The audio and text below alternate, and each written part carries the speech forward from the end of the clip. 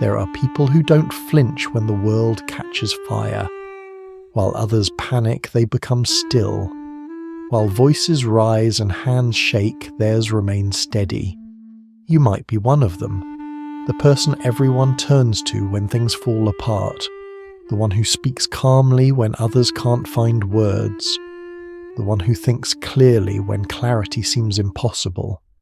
If you've ever been told you're too calm, too composed, too unbothered by things that break others, you already know this story. It's written into the way you hold yourself during crisis, the way you automatically assess what needs to be done, the way panic feels foreign to your body even when fear is present. Tonight, let's explore what lives beneath that stillness, not to change it, only to understand it, because your calm has a history, and that history deserves to be seen. People notice you differently during chaos, when the news breaks that changes everything, when the emergency happens, when the conflict erupts. Something shifts in how others look at you. Their eyes find yours across the room. Their voices, frantic and rising, suddenly pause, waiting for yours. It's a pattern you've seen your whole life. The moment things become uncertain, you become the center. Not because you seek it, but because something in your presence suggests stability when everything else feels like it's breaking apart. You might not even realize you're doing it.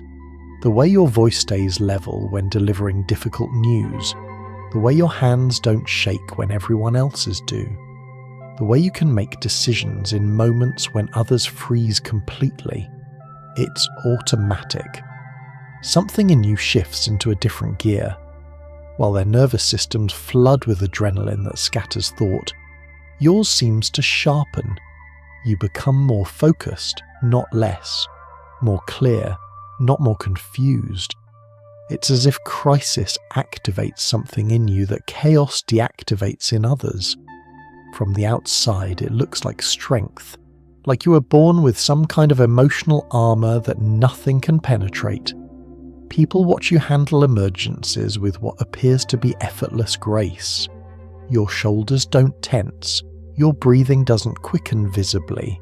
Your words come out measured and thoughtful even when there's no time to think, and so they make assumptions. They decide you must not feel things the way they do. They conclude that nothing really bothers you, that stress doesn't touch you, that you're somehow built differently. They call you strong, unshakable, rock solid, the calm one, the steady one, the one who never loses it. And every time they say it, there's admiration in their voices. But there's also something else, distance, because when they need you to be their anchor, they can't also see you as someone who might be struggling too. Your calm becomes their comfort, and their comfort requires your consistency. So even in moments when you might want to express doubt or fear or overwhelm, you sense that your role is already cast. You're the one who holds it together, not the one who falls apart. You see it in relationships. Your partner comes to you with anxiety spiraling, emotions flooding, convinced that everything is falling apart, and you listen. You stay present. You don't match their intensity or mirror their panic. You become the steady ground they stand on while their world tilts. It works. Your calm does help them. It does bring them back to center. But over time, you notice that you're always in that role. Always the stabilizer. Always the one who receives the storm but never creates one. You wonder sometimes what would happen if you were the one who needed steadying, if the dynamic could ever reverse, but you don't test it, because somewhere deep, you're not sure the relationship could hold your chaos the way it holds theirs. At work, it's even more pronounced. During the deadline crisis, the project emergency, the conflict between team members, everyone looks to you. You become the de facto leader, not because of your title, but because of your temperament. While others argue or shut down or spiral into worst-case scenarios, you quietly assess the situation. You identify what actually needs to happen. You delegate without dramatics.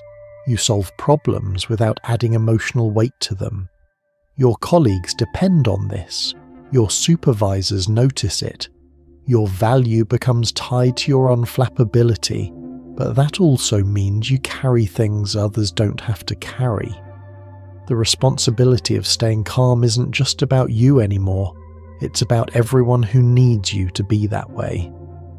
You notice how people relax when you enter a tense situation. It's subtle, but unmistakable. The room's energy shifts slightly. Voices lower just a bit. It's as if your presence alone communicates that things will be okay, that someone is here who won't add to the chaos, someone who will help make sense of it instead. You've become associated with safety, with groundedness, and while that's meaningful in some ways, it's also isolating in others, because no one thinks to ask how you're doing. No one considers that you might need support too. Your calm has made you invisible in a particular way. People see your function, but not your struggle. The assumptions pile up over time, that you don't get stressed, that pressure doesn't affect you, that you choose to stay calm the way someone might choose a preference, as if it's effortless, as if there's no cost. When someone complains about feeling overwhelmed and then catches themselves saying, "But you wouldn't understand, you're always so together," it stings in a way they don't intend. It reveals how completely your internal experience has been erased by your external presentation. How thoroughly your composure has convinced everyone that nothing difficult happens inside you. Sometimes people even resent it. Your calm during their crisis feels like judgment, like you're above the emotions they're drowning in, like your steadiness implies their reactivity is a choice. They're making poorly. You see it in the edge that enters their voice, the slight defensiveness. Well, not all of us can be as calm as you. It's meant as a criticism disguised as a compliment, a way of saying your difference makes them feel inadequate, and that creates another layer of isolation. Because now your calm isn't just invisible, it's alienating. It pushes people away even as they depend on it. You become the person no one worries about. In social groups, when everyone's sharing their struggles, their anxieties, their breaking points, you listen, you offer perspective, you validate and support, but rarely does the conversation turn to you. Not because people don't care, but because you don't seem to need it. Your composure signals that you're handling everything just fine, that you don't require the same kind of attention or concern, so you don't receive it. And over years, that absence accumulates. You realize you've become the caretaker by default, the one who gives emotional labor but rarely receives it in return. There's a loneliness to being the calm one that's hard to explain. You're surrounded by people who need you, depend on you, seek you out, but they're seeking a function, not necessarily seeing you. They need your stability, your clarity, your groundedness.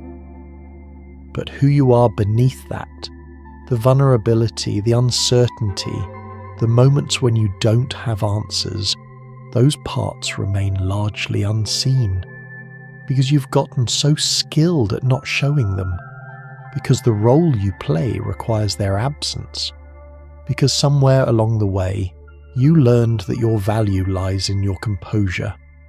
And composure, by definition, conceals.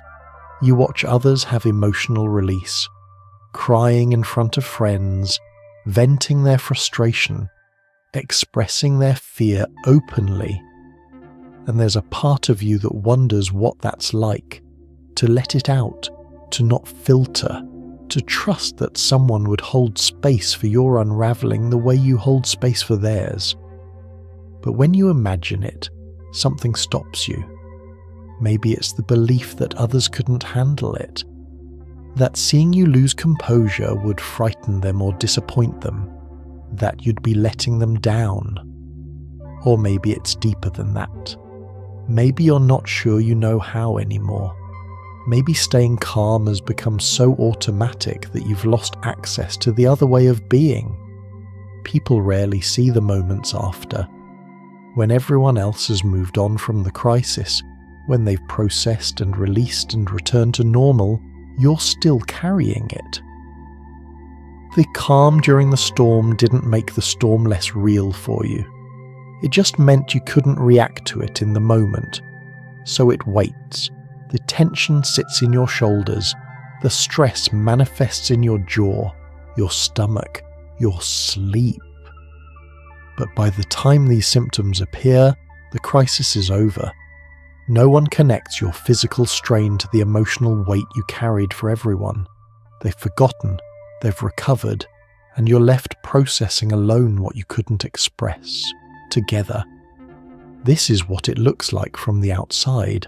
A person who handles chaos with grace, who stays measured when others spiral, who provides stability that seems effortless and endless. But what people don't see, what they can't see through the composure, is what it actually takes. The constant self-monitoring, the automatic suppression, the split-second assessments happening beneath the surface, the calculations running continuously, what to say, how to say it, what will help, what will escalate. Your calm isn't an absence of inner activity. It's the presence of enormous inner discipline that's become so practiced it appears as ease. From the outside, you look unshakable, unbothered, maybe even enviable. But that's only because the outside can't see what's happening within, can't feel the weight of always being the steady one, can't know the exhaustion of never being allowed to break, can't understand the isolation of being needed but not known. Your calm has made you indispensable to others, but it's also made you invisible to them in ways that matter deeply.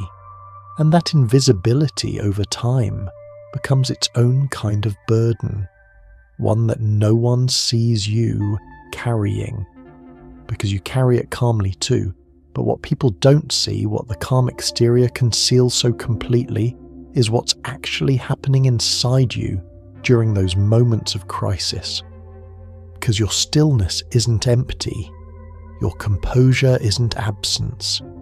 While your face remains neutral and your voice stays level, there's an entire world of activity occurring beneath the surface, a symphony of thought and feeling and calculation that never shows. Your calm isn't a void, it's a very specific kind of presence, one that requires enormous inner work even as it appears effortless from the outside. When chaos erupts around you, your internal experience doesn't match what others see. They see stillness, but inside there's immediate activation.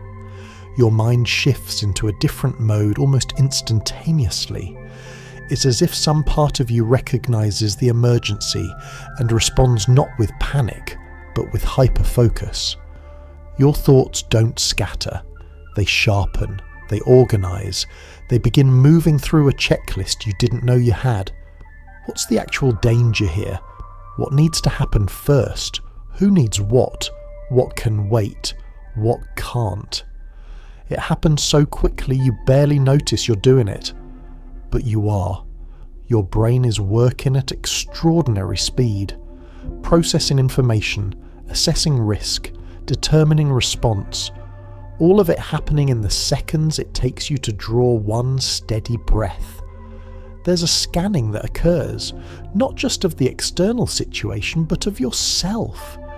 You're monitoring your own body, your own reactions, in real time. You notice if your heart rate increases. You feel the subtle tension entering your muscles.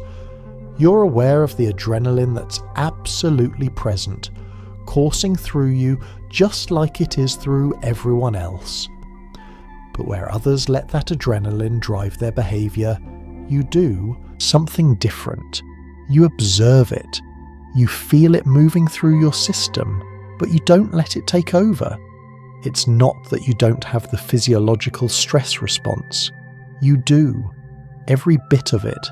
The faster heartbeat, the heightened alertness, the flood of stress hormones. But you've learned, somehow, to let those things happen while simultaneously staying in control of your actions. Your body is reacting. Your behaviour is not. This creates a strange split, a division between what you're experiencing and what you're expressing. Inside you might feel fear, real, present fear about what's happening. But that fear doesn't travel to your face. It doesn't enter your voice. It stays internal, acknowledged, but contained. And this containment isn't always conscious. You're not necessarily thinking, I will now hide my fear. It's more automatic than that, more reflexive, as if there's a filter between your internal experience and your external expression. One that allows you to feel things fully while showing them selectively, or sometimes not at all. But here's what matters. Here's what changes everything about how we understand your calm. That filter, that ability to separate inner experience from outer expression, it's not the same thing in everyone who appears calm. Because there are different kinds of stillness, different reasons for composure, and they don't all come from the same place. Some calm is genuinely grounded. It's the result of a nervous system that can handle high stress without dysregulating. A mind that's learned to stay present even when things are difficult.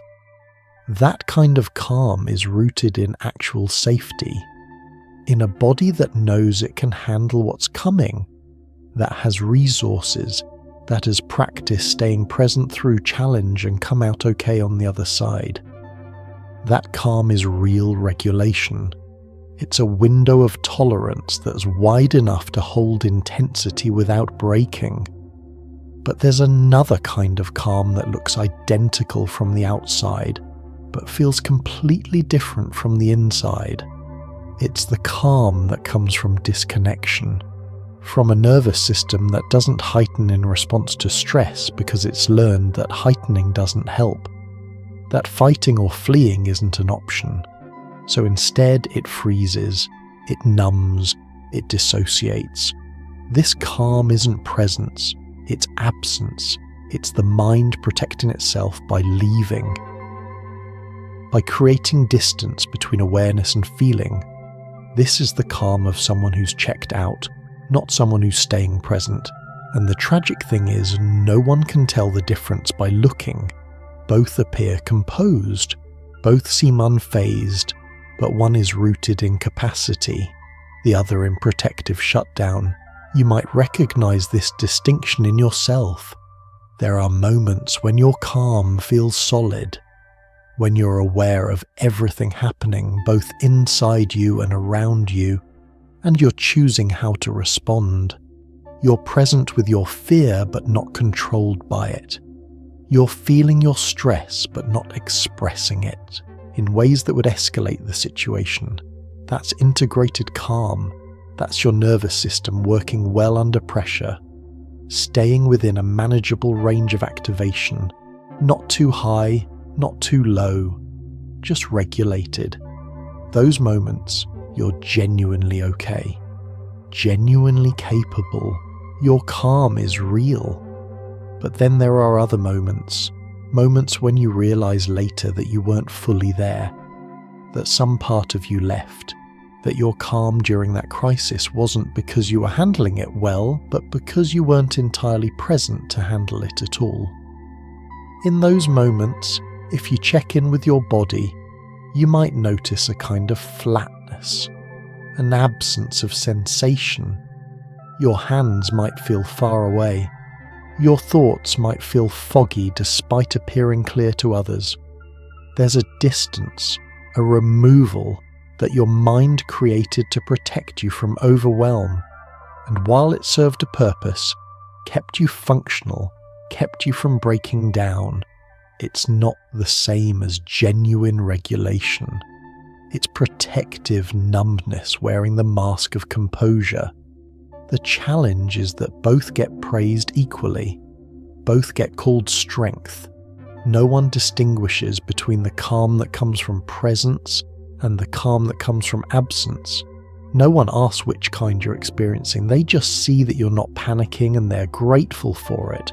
So you might go years not realizing that some of your calm is actually freeze, that some of your composure is actually dissociation, that what looks like strength is sometimes actually a different kind of survival response, one that protects you by taking you away from yourself rather than helping you stay with yourself.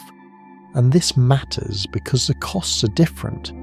When your calm is genuine regulation, you can sustain it. You might feel tired afterwards, certainly. Staying present through crisis takes energy, but you don't lose yourself.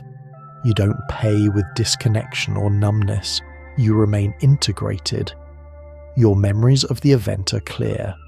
Your body processes the stress and then releases it. You come back to baseline relatively quickly. That kind of calm has resilience built into it. It bends without breaking. But when your calm is freeze or dissociation, the costs accumulate differently. You might not feel the full impact in the moment, which seems like an advantage. But that impact doesn't disappear. It goes somewhere. It lives in your body as stored tension. It emerges later as unexplained anxiety or depression, or physical symptoms that seem disconnected from any obvious cause. Your memory of the crisis might be strangely blank or fragmented, details missing, emotions absent from what should be an emotionally significant event, and the stress doesn't release the way it should. It stays in your system, locked in, because you weren't fully present to process it when it happened. You might notice this in how you feel after crisis passes. If your calm was real regulation, you feel tired but clear, drained perhaps, but intact. You can talk about what happened. Feel your feelings about it. Let others comfort you if comfort is offered. There's completion to the experience, but if your calm was protective shutdown, you feel strange afterward, disconnected, numb, like you're watching yourself from the outside. You can describe what happened, but you can't quite feel it. And if anyone tries to comfort you, it doesn't land, because you're not really there to receive it. Some part of you is still gone, still protected in that removed state, still believing it's not safe to come back and feel the full weight of what occurred. The inner world of the genuinely calm person is full of awareness, full of sensation, full of thought and feeling and presence. They're taking in massive amounts of information and processing it rapidly. Their mind is working intensely even as their body remains still. They're making micro decisions constantly, adjusting their response based on what's needed. They're feeling their own reactions, their own fear or anger or sadness, while simultaneously choosing not to be driven by those feelings. It's conscious, it's effortful, it's the opposite of checked out.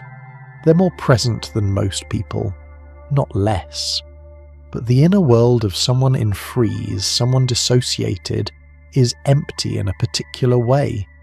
There's a quietness that isn't peace, a stillness that isn't grounded. They're not taking in information richly because that would be overwhelming. So they blur it, they flatten it, they create just enough distance that they can function without feeling. Their decisions are automatic, running on scripts rather than real-time assessment. And their own emotions are unavailable to them. not suppressed exactly, just gone, unfelt, as if the volume on their internal experience has been turned all the way down. They appear calm because they've temporarily stopped being fully present to the situation that would disturb their calm. Learning to tell the difference, learning to know which kind of calm you're experiencing in any given moment, is one of the most important things you can discover about yourself. Because if you don't know, you can't make informed choices. You can't recognize when your calm is serving you and when it's protecting you at a cost. You can't begin to expand your capacity for genuine regulation if you don't first understand that what you've been calling calm might sometimes be something else entirely. Something that helped you survive when you needed it to, but something that, in the long run, isn't the same as true presence. Your calm, whether it's regulation or freeze, whether it's presence or protection, it was learned. Not all at once, and probably not consciously, but learned nonetheless. Your nervous system figured out at some point that staying still, staying quiet, staying composed was the best available option given your circumstances. Maybe it learned this because you had caregivers who modelled it, who taught you through their own behaviour that regulation was possible, that you could feel big things and still stay present. That emotional intensity didn't have to mean loss of control. If that's your story, your calm is probably the healthy kind. The kind rooted in secure attachment and nervous system flexibility. Or maybe your calm was learned differently. Maybe it developed because panic wasn't safe, because chaos was already everywhere, and adding your fear to it would only make things worse. Because the adults around you needed you to be okay, so you learned to appear okay even when you weren't. Because crying brought anger or dismissal, so you stopped crying. Because your needs were too much or too inconvenient, so you learned to have fewer needs. If that's your story, your calm might be more complicated. Part genuine capacity, part protective adaptation, part freeze that's been with you so long it feels like personality.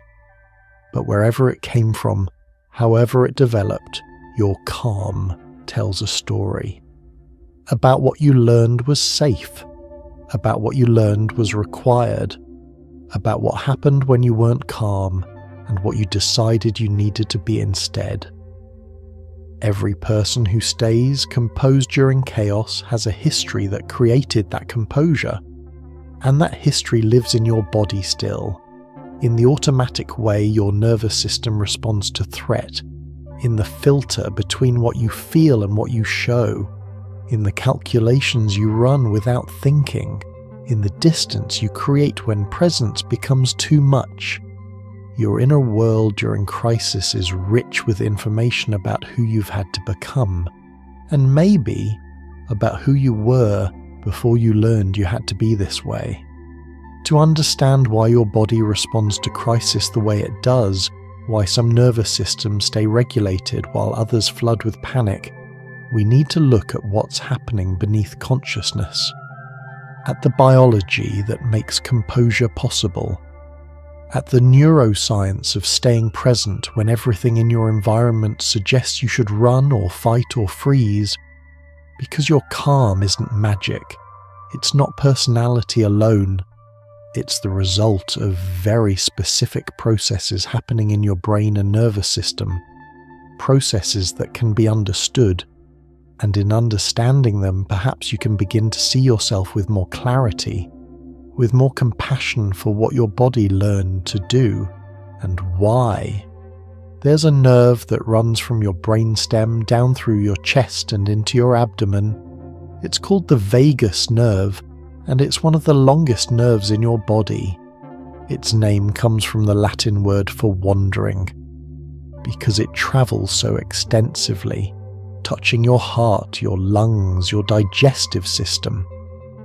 But what matters most about this nerve is what it does. It's the primary pathway of your parasympathetic nervous system, the system responsible for calm, for rest, for the state your body enters when it feels safe enough to be still. The vagus nerve has two branches, and they function differently. One is older in evolutionary terms. It's the branch that creates shutdown when threat is overwhelming. The freeze response, the dissociation, the numbing calm that isn't really calm at all but protective collapse. This is the system that activates when fight or flight aren't options, when you're trapped or helpless, or when resistance feels futile. It slows your heart rate dramatically. It can make you feel foggy, removed, not quite present. This is survival through immobilization, through disappearing even while your body stays in place. But there's another branch, a newer one evolutionarily, and this branch does something remarkable. It allows you to stay calm while remaining present. It's called the ventral vagal system, and it's connected to your social engagement, to your ability to make eye contact, to modulate your voice, to read others' emotions and respond to them. This is the system that lets you be both regulated and connected, both calm and aware. When this system is active, your heart rate is steady but not shut down. Your breathing is easy. Your face is relaxed but animated. You can think clearly because your prefrontal cortex, the part of your brain responsible for complex thought, stays online. This is real calm. The kind that comes from your body believing it's safe even in challenging circumstances. The strength of this ventral vagal system, what researchers call your vagal tone, varies from person to person. Some people naturally have higher vagal tone.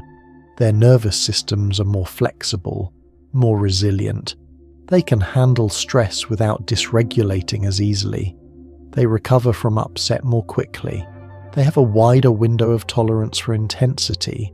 And this isn't just psychological, it's measurable.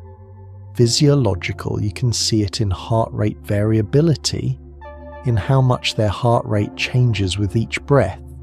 Higher variability means better regulation, means a nervous system that can flex and adapt rather than getting stuck in one state. But here's what matters. Vagal tone isn't entirely fixed. It can change. It can strengthen or weaken based on experience. If you grew up with caregivers who were calm and attuned, who helped you regulate when you were upset, who stayed present with your emotions, your ventral vagal system learned to work well. It developed the capacity to handle stress while staying present. Your nervous system learned through thousands of small moments of co-regulation that it was safe to feel things. That intensity didn't mean disaster, that you could experience difficult emotions and come back to calm. That's how secure attachment builds nervous system flexibility, through repeated experiences of rupture and repair, of distress and soothing, of dysregulation and return to regulation. But if your early environment was different, if caregivers were unpredictable or overwhelmed or absent, your nervous system adapted differently. Maybe it learned to rely more heavily on that older vagal branch, the one that shuts down. Or maybe it learned to stay in sympathetic activation, in constant readiness for fight or flight. Your window of tolerance became narrower, your system less flexible, not because something's wrong with you, but because your nervous system did exactly what nervous systems do. It adapted to the environment it was in. It learned what kept you safest given the options available. And those early adaptations, those patterns laid down in your first years of life, they create templates that your nervous system continues to use even when your environment changes, even when you're no longer in the circumstances that required those particular strategies. This is why two people can face the same crisis and respond so differently. It's not that one is weak and the other strong. It's that their nervous systems learn different things about what safety requires. One person's system learned that staying present and engaged during stress leads to resolution. The other learned that presence during stress leads to overwhelm. So one stays, the other leaves. Both are intelligent responses. Both made sense at some point. They just lead to different outcomes, different experiences of what calm feels like from the inside. There's another system involved, the hypothalamic pituitary adrenal axis, usually called the HPA axis. It's the pathway that produces cortisol, your primary stress hormone. When you perceive threat, your hypothalamus sends a signal. That signal travels to your pituitary gland, which signals your adrenal glands, which release cortisol into your bloodstream. Cortisol does important things. It mobilizes energy, it sharpens focus, it prepares your body to handle challenge. In the short term, it's adaptive, helpful, but chronic activation of this system, chronic elevation of cortisol has costs. It impacts memory, it suppresses immune function, it keeps your body in a state of preparation that becomes exhausting when it never fully shuts off. Some people's HPA axis is more reactive. It responds to relatively minor stresses with significant cortisol release. Their system is sensitive, quick to perceive threat. Others have a less reactive HPA axis. It takes more to trigger the stress response. Their baseline is calmer. They're slower to perceive situations as threatening. And again, this isn't random. It's shaped by early experience.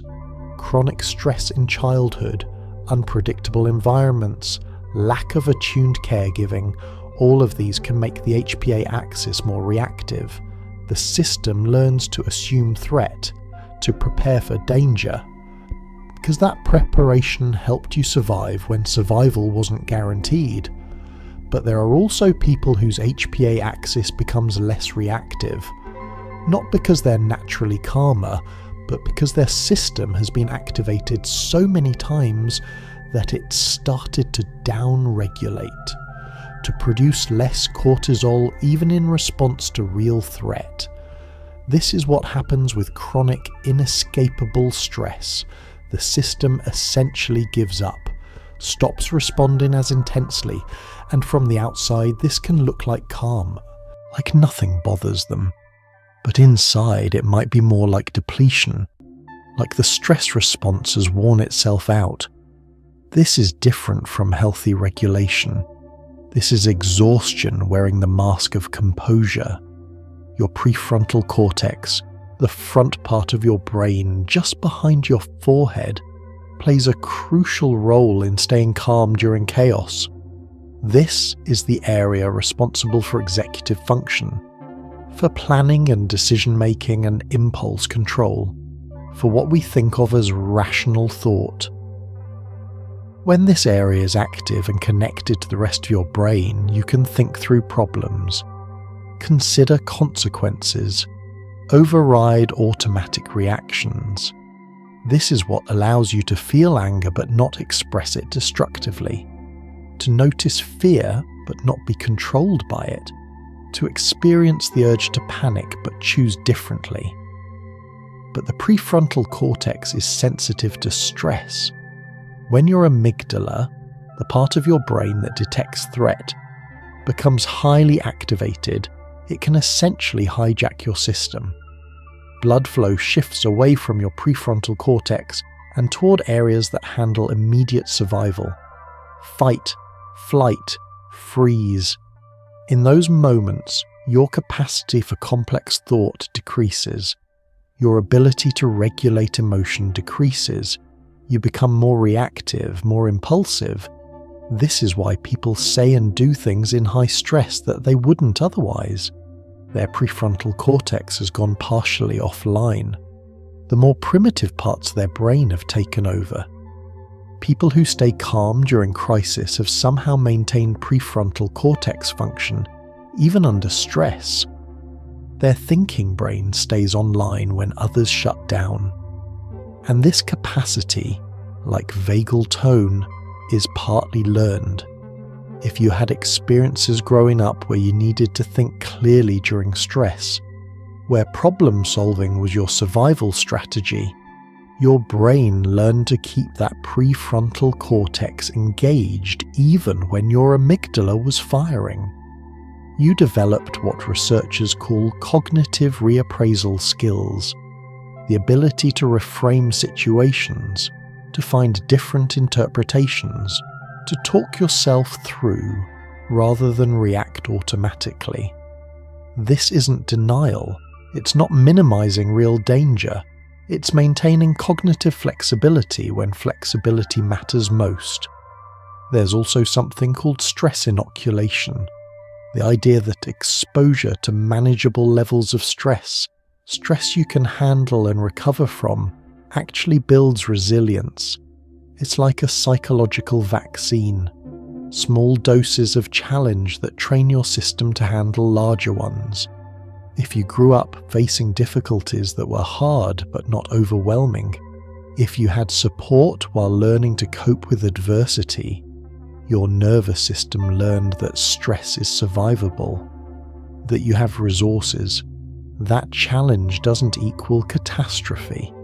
Each time you faced something difficult and came through it, you built a little more capacity, a little more confidence, not just psychologically but physiologically. Your body learned through experience that it can handle intensity. But if stress was too much, too chronic, too unsupported, the opposite can happen. Instead of building resilience, you build reactivity. Your system learns that stress means danger, real danger, the kind you can't handle alone, so it either stays chronically activated, always waiting for the next threat, or it shuts down, protecting through numbing. Neither of these is the flexible, regulated calm that stress inoculation creates. They're survival adaptations that serve a purpose but come with costs. Temperament also matters. Some babies come into the world with nervous systems that are more or less reactive. Researchers can measure this in infants. Some startle easily, cry more readily, take longer to soothe. Others are naturally more easygoing, less perturbed by novel stimuli. This is partly genetic, partly the particular biology you inherited. And while temperament isn't destiny, while experience shapes and modifies these tendencies throughout life, it does provide a starting point, a baseline reactivity that interacts with everything that comes after. Children with more reactive temperaments need more co-regulation to develop calm. They need more help learning that their intensity can be managed, that their big feelings won't destroy them or others. With that support, they can develop excellent regulation skills. They learn to work with their sensitivity rather than be overwhelmed by it. But without support, they may struggle more. Their natural reactivity combined with lack of help managing it can lead to chronic dysregulation, to a nervous system that's frequently overwhelmed. Children with naturally less reactive temperaments have an easier time staying calm. Their baseline is already lower, less perturbs them. But even they need to learn regulation skills, need to develop the capacity to handle the intensity that will eventually come. And if their early environment was chaotic despite their easy temperament, they too can develop maladaptive patterns. Their calm might become dissociation rather than genuine presence. Their lack of reactivity might be freeze rather than flexibility. What all of this science reveals is that your calm is complex. It's the result of biology, early experience, learned skills, and ongoing practice all woven together. It's your vagus nerve's tone, your HPA axis's reactivity, your prefrontal cortex's resilience under stress, your attachment history, your temperament, your accumulated experiences of stress and recovery. All of these factors interact, creating the particular way you respond to crisis, the particular quality of your composure. And none of it is simple, none of it reduces to good or bad, strong or weak. Your nervous system is doing its best with what it learned, making the most intelligent responses it can based on the information it received about what keeps you safe. If you stay calm during chaos through genuine regulation, through a flexible nervous system and active prefrontal cortex, that's a profound capacity, one that serves you well. If you stay calm through protective shutdown, through dissociation or freeze, that's also intelligence, a different kind, one that kept you safe when presence felt too dangerous. Both are understandable. Both tell a story about what you needed to survive and how you learned to provide it. The biology of calm isn't about judgment. It's about understanding, about seeing the mechanisms beneath the behavior, about recognizing that your composure, whatever its origins, made sense at some point. Your nervous system adapted in the ways that were available to it, created the best possible solution given the constraints it faced. And that solution, whether it's serving you well now or costing you more than you'd like, it deserves respect, recognition. It's been trying to keep you safe. That's all it's ever been trying to do. And understanding the science behind it doesn't diminish that. It illuminates it, makes visible the remarkable intelligence of a body doing everything it can to help you survive, and perhaps eventually to help you move beyond survival into something that feels more like living. The science tells us what's happening in your nervous system, but it doesn't tell us when these patterns formed or where they came from. To understand that, we have to go back to the beginning, to the child you were before calm became your defining feature, before composure became your role, because no one is born knowing how to stay regulated during crisis. It's learned, sometimes through healthy development, sometimes through necessity. And the difference between those two pathways shapes everything that comes after. If you were fortunate, you learned calm through safety, through having caregivers who could regulate their own emotions and help you regulate yours. You cried as a baby, and someone came. Not always immediately, not perfectly, but consistently enough that your nervous system learned a fundamental truth, that distress brings comfort, that you don't have to manage overwhelming feelings alone. When you were frightened, someone held you. When you were upset, someone soothed you. And slowly, through thousands of these small interactions, you internalize their calm, your mother's steady heartbeat as she rocked you, your father's gentle voice talking you through fear. These experiences taught your nervous system what regulation feels like, what it means to be upset and then return to peace. This is called co-regulation. It's how children learn to manage their own emotions. They borrow the calm of their caregivers until they can create it internally. A toddler falls and scrapes their knee. They look to their parent's face to know how to respond. If the parent stays calm, offers comfort, the child learns that this hurt is manageable, that pain doesn't equal catastrophe, that there's a way through difficult feelings. But if the parent panics, if their face shows terror, the child learns something different, that this situation is dangerous, that pain means emergency. Their distress intensifies not just because of the scraped knee, but because their parents' reaction confirmed that this is truly frightening. Over time, with attuned caregiving, something remarkable happens. The child starts to internalize the soothing voice, the calming presence. They begin developing their own capacity to regulate, When they're upset, they can draw on those thousands of experiences of being helped back to calm.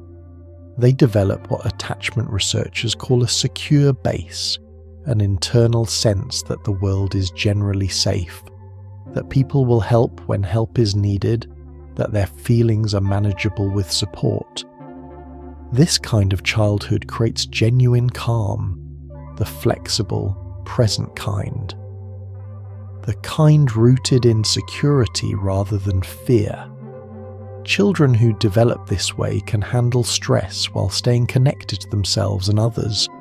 They can be upset without being overwhelmed. They learn that emotions are temporary, that intensity passes, that they have the resources to cope. Their window of tolerance is wide because it was gently expanded through experiences that were challenging but not traumatic, difficult but not devastating. They learn to stay present with discomfort because their caregivers stayed present with them. But not everyone's story begins with safety.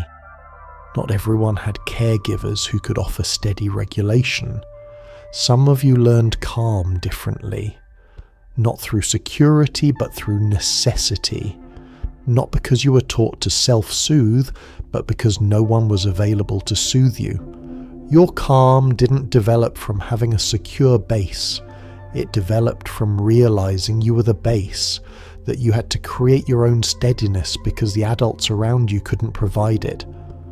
Maybe you grew up in a home where chaos was normal, where voices were always raised or silence was always tense, where conflict erupted without warning and resolved without explanation, where moods shifted unpredictably and you never quite knew what you'd be walking into.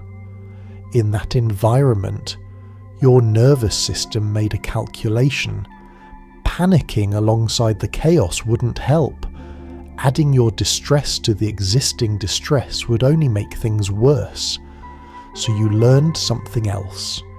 You learned to be still when everything around you was turbulent. You learned that your survival depended on not making things harder, on not being one more problem that needed solving. You became the child who didn't cry, who didn't complain, who didn't ask for things that might burden already overwhelmed adults. You learned to read the room with extraordinary precision, to sense when your father was having a bad day before he said a word, to know when your mother needed space before she asked for it. You developed hypervigilance not out of anxiety but out of adaptation. You needed to predict what was coming so you could prepare, could adjust, could make yourself smaller or quieter or more helpful depending on what the moment required. This is parentification. When a child takes on responsibilities that should belong to adults, sometimes it's practical, caring for younger siblings, cooking meals, managing household tasks, but more often it's emotional, becoming your parents' confidant, their source of comfort, their therapist, having to manage their moods, having to make them feel better, having to be mature and understanding and stable when you were still learning what those words meant. You became the parent to your parent, and in doing so, you lost the chance to be parented yourself. Children aren't supposed to manage adults' emotions. They're supposed to be held while they learn to manage their own. But when the roles reverse, when a 5-year-old is comforting a crying mother or a 7-year-old is mediating parents' fights, something fundamental shifts. That child learns that their value comes from their usefulness, from their ability to help, from their capacity to stay calm when others can't. They learn that love is earned through emotional labor. That connection requires them to be the steady one, the reliable one, the one who doesn't add to the problem, and so they become skilled at composure. Not because their nervous system naturally regulates well, though it might, but because regulation became their survival strategy. They learn to suppress their own needs because those needs felt dangerous, because expressing them might push away the people they depended on, because there wasn't room for their feelings when everyone else's feelings took up all the available space. So they became small, quiet, composed. They turned their childhood into an extended performance of being okay, even when they weren't. You might remember specific moments when you realized this was your role. The first time your parents' argument stopped because you entered the room. The first time your distressed mother calmed down because you said something wise beyond your years. The first time you felt proud of yourself for not crying, even though you desperately wanted to. Those moments felt like victories then, like proof that you were strong, mature, capable. But they were also losses. Each time you suppressed your authentic response to prioritize someone else's comfort, you moved a little further from yourself, from the child who needed to cry, who needed to be held, who needed someone else to be the calm one so they could fall apart safely. There's another pattern too. The child who grew up with parents who were emotionally shut down themselves, who didn't express feelings, who valued stoicism and self-sufficiency above connection. In those homes, calm wasn't about managing others' chaos. It was about matching others' emotional absence. You learned that feelings were private, that vulnerability was weakness, that problems should be handled independently without asking for help. Your parents modeled emotional control and you absorbed it, not because it was warm or connecting, but because it was the only acceptable way to be. This kind of calm looks similar to secure calm from the outside. Both involve maintaining composure, but the feeling beneath is different. Secure calm allows for emotion while choosing not to be overwhelmed by it. But this calm often involves suppressing emotion entirely, pretending you don't have feelings rather than acknowledging feelings and choosing how to express them. It's calm through disconnection rather than calm through regulation. And it carries a particular loneliness, a sense that your inner emotional life is something to hide, something shameful, something that would be rejected if anyone really saw it. Some of you learned calm because expressing emotion brought consequences. Maybe anger was punished harshly. Maybe sadness was met with dismissal or mockery. Maybe fear was called weakness. So you learned to hide these things, to show only the acceptable emotions, or better yet, to show none at all, to be pleasant and agreeable and fine no matter what you were actually experiencing. This is called emotional inhibition, and it often starts very young. Before you even have words for what you're feeling, you've already learned which feelings are safe to show and which must stay hidden. The child who learns calm this way often becomes an adult who's disconnected from their own emotional life. They can describe their feelings intellectually but can't quite access them viscerally. They know they should be sad about something, but they can't cry. They understand they have a right to be angry, but they can't feel it. The suppression that once protected them has become so automatic that they have lost access to the very emotions they were trying to hide. Their calm isn't just an external presentation, it's become internal reality. They've successfully numbed themselves to the point where intensity of any kind feels foreign. But here's what children can't know when they're learning these patterns. They can't know that the strategies they're developing to survive childhood will follow them into adulthood.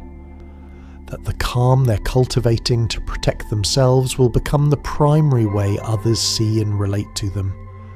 That the composure they're using to get through difficult years will become their identity. They're just trying to make it through each day, to keep the people they love from leaving, to avoid punishment or disappointment or adding burden. They're doing what all children do, adapting brilliantly to the environment they're in. And the adaptation works. That's the thing. It accomplishes exactly what it's designed to accomplish. You survive, you get through, you become the child people can count on, the one who doesn't make problems, the one adults praise for being so mature, so responsible, so together. Those compliments feel good. They confirm that you're doing it right, that your strategy is successful. But underneath every compliment is a missed opportunity, a moment when you could have been messy or needy or emotional and been loved anyway. A moment when you could have learned that you don't have to earn affection through performance, that you're worthy simply for existing, not for being calm or helpful or easy, just for being you. The heartbreak of early learned calm is that it's always a loss. Even when it's healthy development through secure attachment, there's a bittersweet quality to it. The loss of complete dependence, the recognition that you're becoming separate, autonomous, capable of self-regulation. But when calm is learned through necessity, through survival rather than security, the loss is more profound. You lose access to the kind of childhood where you could be vulnerable without consequence, where you could need without shame, where someone bigger and stronger and wiser held the responsibility while you got to just be small. You might grieve this now as an adult, might feel a deep sadness when you see children being held through their big emotions, being allowed to melt down or act out or need with wild intensity. Part of you aches seeing what you didn't get to have, the permission to not be calm, the freedom to fall apart knowing someone would help you reassemble. That grief is real. It's not weakness or self-pity. It's your psyche recognizing that something important was missing, that you had to grow up in ways you shouldn't have had to, that your calm came at a cost, but within that grief is also recognition of your own resilience. The child you have found a way through circumstances that could have broken you. They developed strategies that, however imperfect, kept you functioning, kept you connected to others, even if that connection required you to hide parts of yourself. That child's calm, whether it was secure or forced, whether it came from love or necessity, it carried you this far. It deserves acknowledgement, not just for what it cost, but for what it provided. The ability to survive, to adapt, to find steadiness when everything else was unsteady. Your childhood calm, wherever it came from, created the template for your adult calm. The patterns laid down then still run beneath your current behavior. When crisis hits now, you respond the way you learned to respond then. If you learned calm through security, you probably still access genuine regulation under stress. Your nervous system still believes it has resources, still knows how to stay present while managing intensity. But if you learned calm through necessity, you might still be using those old survival strategies, still suppressing needs, still prioritizing others' comfort over your own, still believing that your worth depends on your composure, still disconnecting from feelings that once felt too dangerous to show. Understanding where your calm began doesn't change it automatically, but it does create possibility. The possibility of recognizing which parts of your composure serve you well and which parts are outdated, protective, strategies that you no longer need. The possibility of distinguishing between the calm that comes from genuine capacity and the calm that comes from old survival patterns. And maybe eventually the possibility of giving yourself what that child never got. Permission to be something other than calm. Permission to fall apart. Permission to need. permission to finally, after all these years, let someone else be steady while you learn what it feels like to not have to be. The patterns you learned in childhood don't stay there. They follow you into adulthood, woven so deeply into who you are that you might not recognize them as patterns at all. They feel like personality, like the natural way you move through the world. But they're more than that. They're strategies that once kept you safe, now playing out in your relationships, your work, your every interaction. And while they still serve certain functions, they also shape your life in ways you might not have chosen if you'd had a real choice. If calm hadn't been required but offered, if composure hadn't been survival but preference. In your friendships, you probably notice a familiar dynamic. You're the one people call during crisis, the friend who listens for hours while someone processes their breakup, their work stress, their family drama. You offer perspective. You help them see things clearly when their own emotions are too big to see through. You're patient and present, and you rarely seem tired of hearing about their problems. And this feels meaningful. It feels like love, like you're being a good friend, and you are. But you might also notice that the conversation rarely turns the other way, that when you hang up or leave their house, you've given a lot but received very little in return. It's not that your friends don't care. Most of them probably do. But the dynamic has been established. You're the helper, the stable one, the person who has it together. So when they think about sharing their struggles, you come to mind. But when they think about who might be struggling, you don't. You've trained them unintentionally to see you as the one who gives support rather than needs it. And once that role is set, it's hard to change. Hard to suddenly say, actually, I need help too. Actually, I'm not always okay. Because that would require them to see you differently. And it would require you to let yourself be seen differently. Both feel risky. Both threaten the balance you've worked so hard to maintain. In romantic relationships, the pattern often intensifies. You're drawn to partners who need you, not always in obvious ways, not always people who are falling apart, but people who are somehow emotionally unsettled in ways you're not. People whose anxiety you can calm, whose mood swings you can steady, whose chaos you can organize. It feels natural to fall into the role of emotional anchor, the one who stays level when they spiral, the one who talks them through their fears, the one who provides the stability they can't create for themselves. And there's something satisfying about being needed this way, about knowing you serve a function, that your calm has purpose. But over time, something else happens. You start to notice that the relationship only works in one direction, that you're always the one regulating, always the one soothing, always the one who has to be stable because they're allowed to be unstable. When you have a bad day, there's a subtle shift in the energy. Your partner doesn't quite know what to do with your distress. They might try to help, but it's awkward, uncomfortable, because they're not used to you being the one who needs support. And somewhere in that discomfort, you sense what you've probably always known, that your value in this relationship is tied to your composure, that being needed feels safer than needing, that you've chosen someone who requires you to stay in the role you've always played.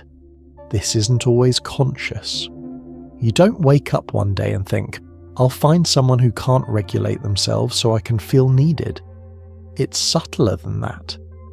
You meet someone whose intensity feels familiar, whose emotional patterns echo the environment you grew up in, and your nervous system recognizes it, knows how to navigate it.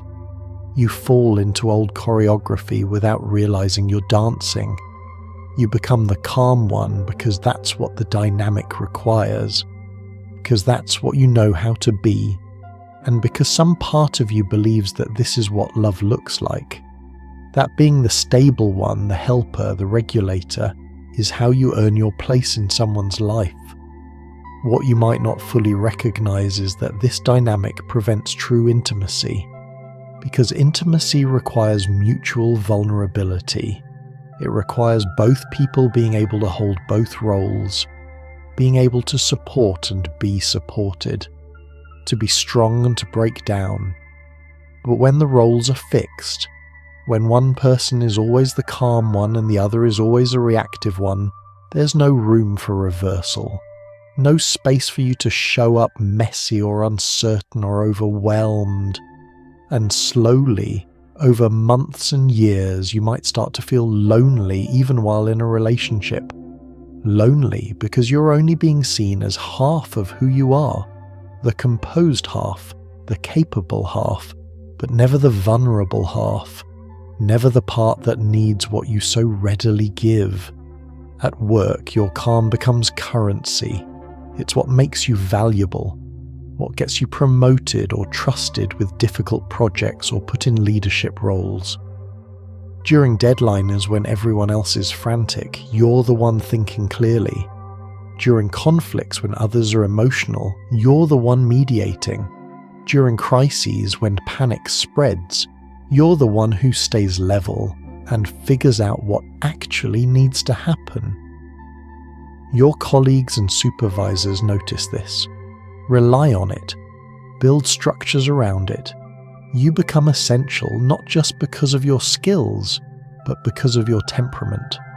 Because your presence itself creates stability in unstable situations. And this feels good in many ways. It's validating. It confirms that your calm serves a purpose, that it's not just who you are, but what you offer. You take pride in being unflappable under pressure, in being the person others can count on, in solving problems that would overwhelm someone with less composure. There's a quiet satisfaction in knowing you can handle what others can't, that your nervous system's particular adaptation has real-world value, that childhood survival skills have translated into adult competence. But this also means you carry more than your share. You notice it in meetings when problems arise. Everyone's eyes drift to you, waiting for you to have the answer, waiting for you to fix it, or smooth it over, or just make it feel less overwhelming by staying calm about it.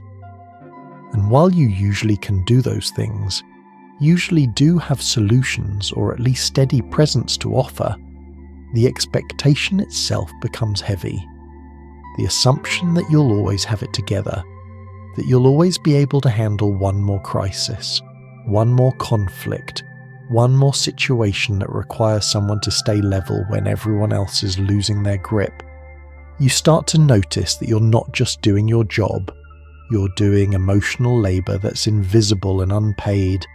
You're managing other people's anxiety, absorbing other people's stress, creating calm not just for yourself but for entire teams or departments. And unlike technical skills or project work, this labor doesn't show up in performance reviews, doesn't get measured or compensated, it's just expected, assumed, because you've always done it, because you're the calm one, because that's your role. Leadership often finds you whether you seek it or not. During chaotic situations, people naturally defer to whoever seems most grounded, and that's usually you. Your voice becomes the one others listen to. Your assessment becomes the one others trust, not because you've asked for this authority, but because your nervous system's capacity to stay regulated under stress reads as confidence, as competence, as someone who should be making decisions, and often you do make good decisions. Your ability to think clearly when others can't is a genuine asset, but it also means you're making decisions that affect others while carrying the weight of those decisions largely alone. There's a particular kind of pressure in always being the one who has to stay calm, in knowing that if you panic, everyone else will panic more. that your composure is what's holding things together, that you can't afford to show doubt or fear or overwhelm because others are leaning on your steadiness. This creates a feedback loop. The more you stay calm, the more others rely on your calm, which means you have to stay calm even more. There's no escape valve, no moment when you can say, "Actually, I'm terrified too. Actually, I don't know what to do either. Actually, I need someone else to be steady for a minute." Because you've become the steady one, and steady ones don't get to fall apart. You might find yourself taking on responsibility that isn't really yours. Not because anyone explicitly asked you to, but because you see what needs to happen, and you know no one else will do it. Or they'll do it poorly, or they'll do it with so much stress and drama that it will create more problems than it solves. So you step in, you handle it, you add it to the list of things you're managing, and this feels right in the moment. Feels like the mature, responsible thing to do, but over time you're carrying more and more, responsible for more outcomes, more people, more stability, and no one notices because you make it look easy. Because your calm suggests it's not costing you anything, that this is just what you do naturally without effort or toll. This is called responsibility bias, the tendency to feel overly responsible for outcomes, for others' well-being, for maintaining peace and order. It develops from that childhood role, from learning that stability depends on you, that things fall apart if you're not holding them together. And while that might have been true when you were young, might have been an accurate assessment of your family system, it's usually not true now. The world won't collapse if you stop being everyone's anchor. But it feels like it will. Your nervous system still carries that old belief, that your calm is what prevents disaster, that letting go of responsibility equals letting everything crumble. The exhaustion from all of this is real, even if you don't always feel it, because you've gotten so good at pushing through, at maintaining composure even when you're depleted. You might notice it in your body first, the tension that never fully releases, the tiredness that sleep doesn't quite fix, the vague sense of being drained even on days when nothing particularly difficult happened. This is what happens when you're constantly regulating not just yourself, but everyone around you, when your nervous system is always working, always monitoring, always maintaining the calm that others depend on. And here's what makes it complicated. You're genuinely good at all of this. Your ability to stay level under pressure is real. Your clear thinking during crisis is valuable. Your presence does help others. You're not wrong to recognize these as strengths, as gifts. They are. But strengths can become burdens when they're the only thing others see in you, when they're required rather than offered, when you can't choose when to use them and when to set them down. Your calm was supposed to be one part of you, but it's become the defining part, the part everyone needs, and that need has overshadowed everything else about who you are. You might sometimes wonder what would happen if you just stopped being the calm one, stopped fixing and helping and steadying, stopped carrying more than your share of responsibility. Would your relationships survive? Would people still want you in their lives if you weren't useful in this particular way?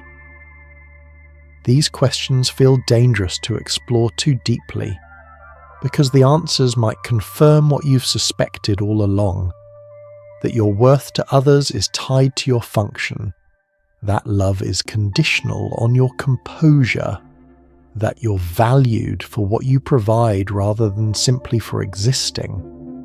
But here's something else that's true. The roles you've fallen into, the patterns you're playing out, they're not entirely about others' expectations. Yes, people have learned to rely on you.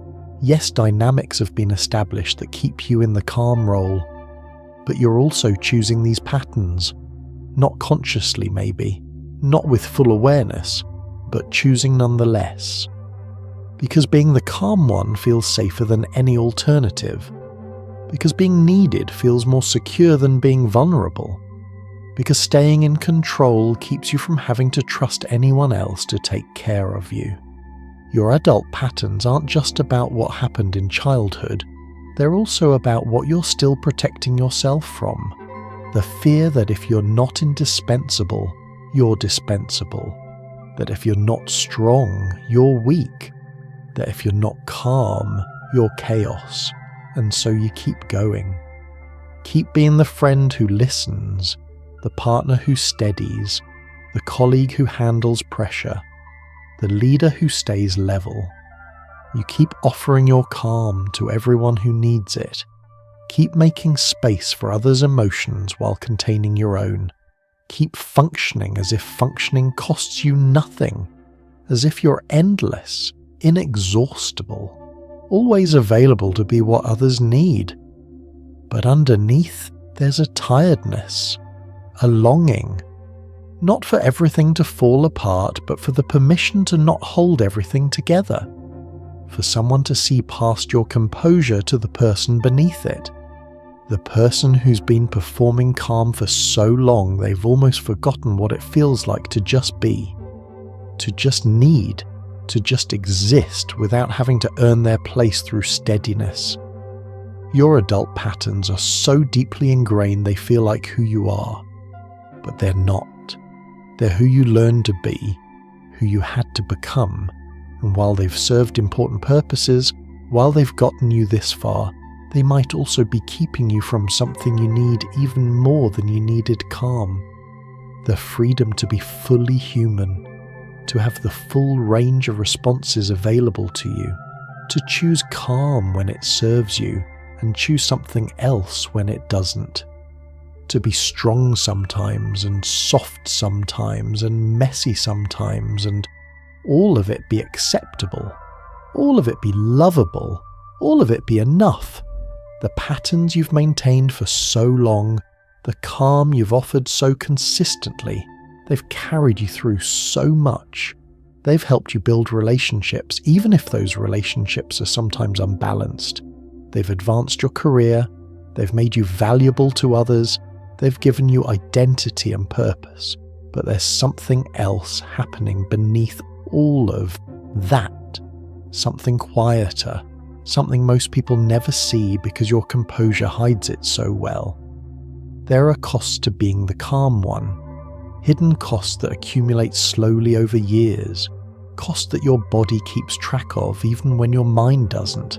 And at some point, those costs come due. The first cost is often the simplest to name but the hardest to feel. Loneliness, not the obvious kind. Not the loneliness of being physically alone. You're probably rarely alone. You're surrounded by people who need you, seek you out, depend on your presence. But there's a loneliness that exists even in the middle of connection. The loneliness of never being fully known, of always being seen through the filter of your composure, of having relationships where others show you their depths while you show them only your surface, where they share their vulnerability while yours remains hidden. Not because they don't care, but because the dynamic doesn't leave room for it. Because you're the stable one, the one who has it together, and that role, however valuable it makes you, also isolates you. You sit with friends sharing their struggles, and you listen deeply.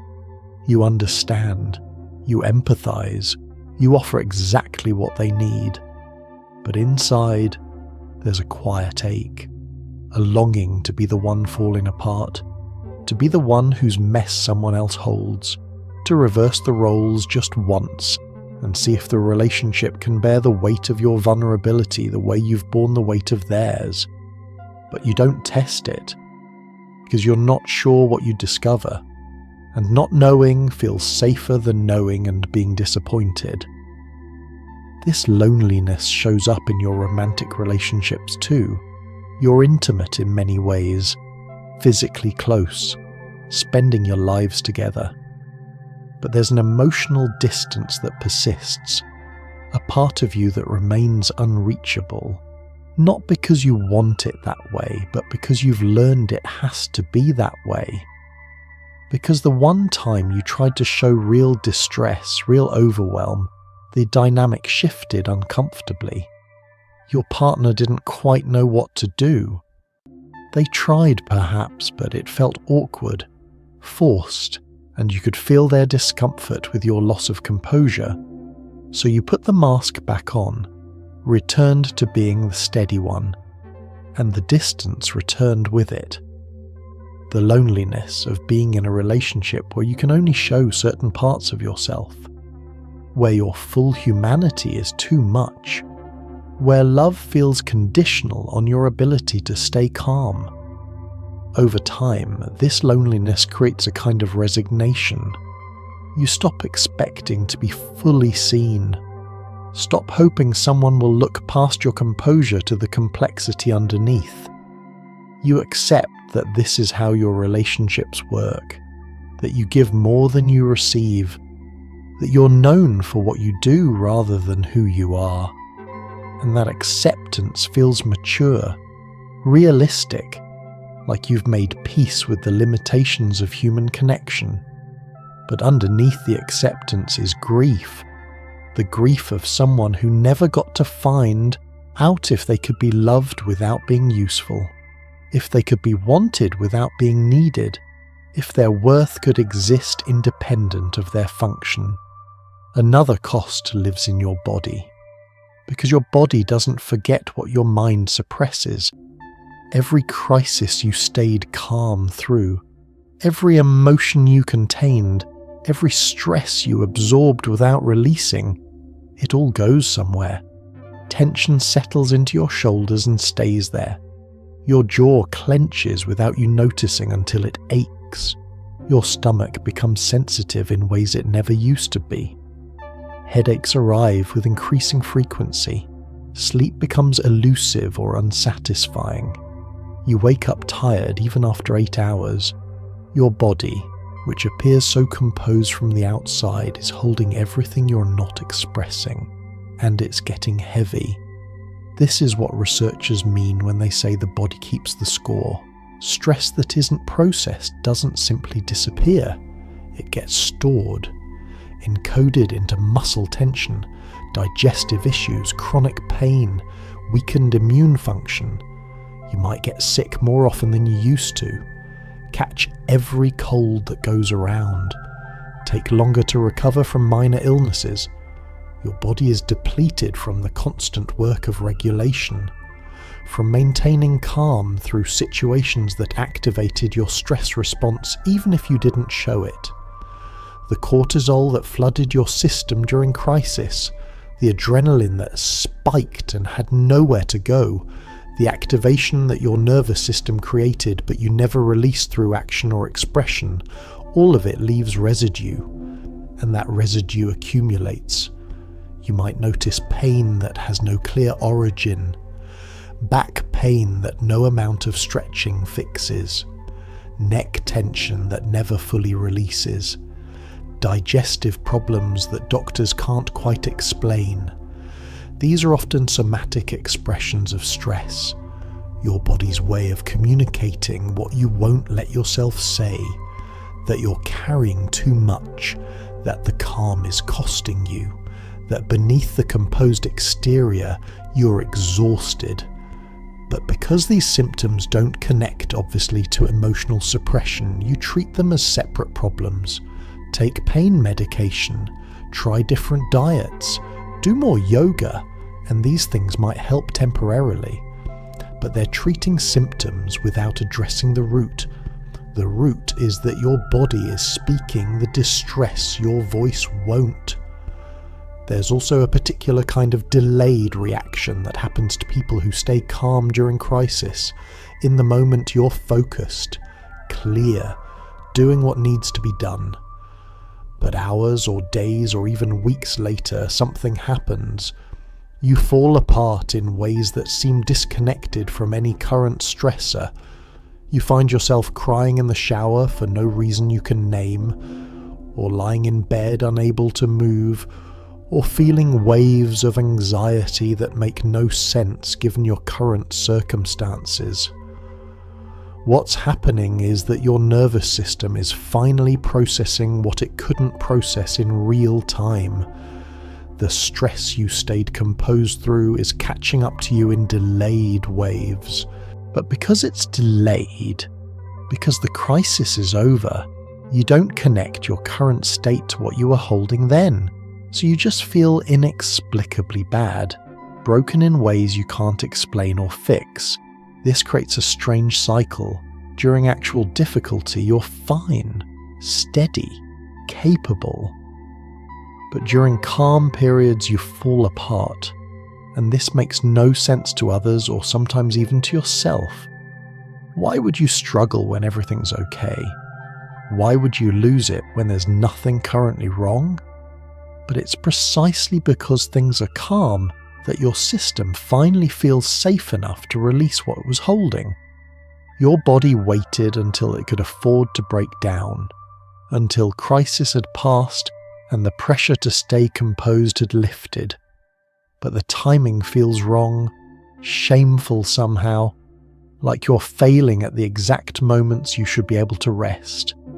Beneath the calm, beneath the composure that everyone sees and relies on, there's often a deep fear. A fear that if you let go even a little, you won't be able to stop. That behind the dam of your self-control is a flood of feeling that would drown you. That your emotions aren't just big but dangerous, unmanageable.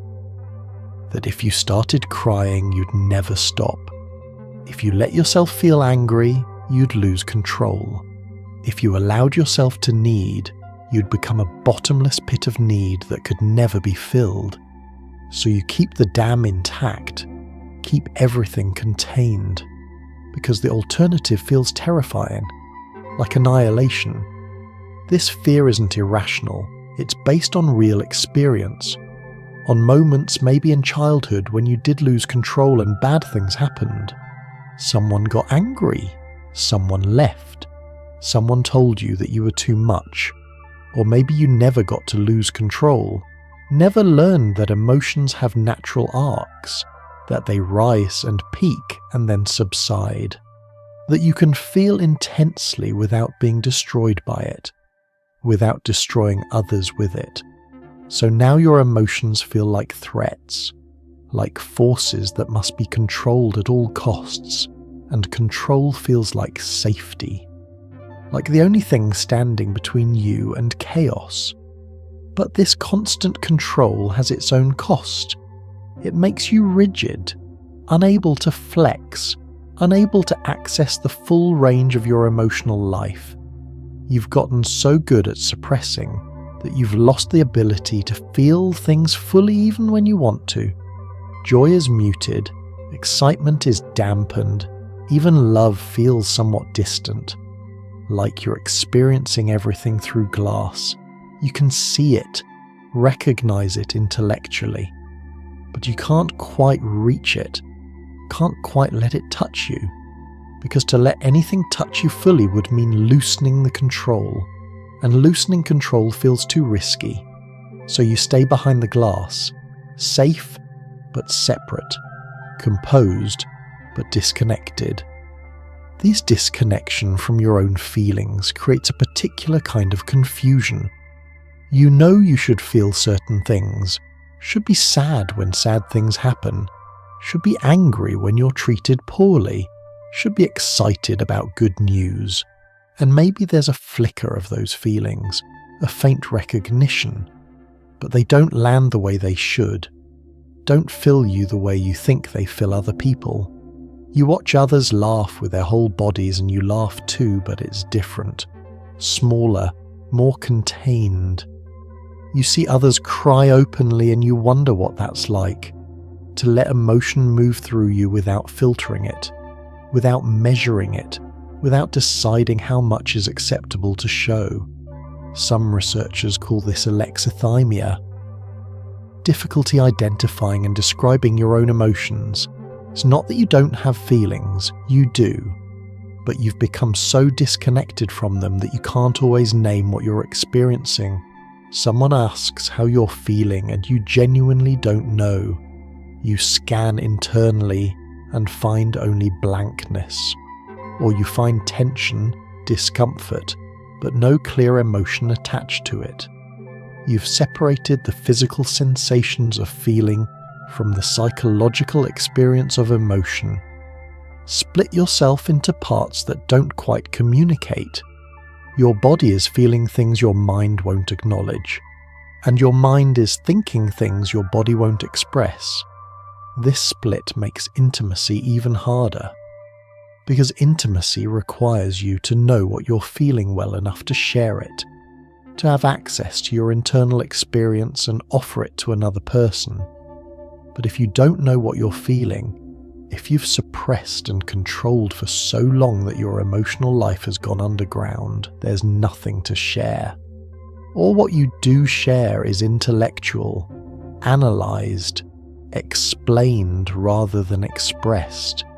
You can tell someone, "I think I might be sad about this," but you can't show them your sadness, can't let them see it or hold it, because you can barely feel it yourself. The calm you maintain also means you're constantly working, constantly monitoring, constantly managing yourself in ways that others don't have to manage themselves.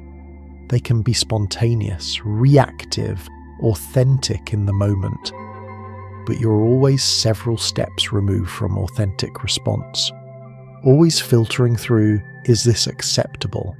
Will this cause problems? Should I be showing this? It's exhausting in ways that are invisible. You look calm, you appear effortless, but inside you're running complex calculations every moment, assessing, adjusting, controlling. And that work never stops, even in relationships that should feel safe, even in moments that should allow rest. You're always on, always managing, always maintaining the composure that everyone has come to expect and depend on. And because this work is invisible, because it looks like ease, you don't receive credit for it. Don't get appreciation for the enormous effort it takes to stay calm when your nervous system is screaming. Don't get recognized for the constant suppression, the continuous monitoring, the relentless self-control. Others see your composure and assume it's natural, that it cost you nothing, that you're just built this way.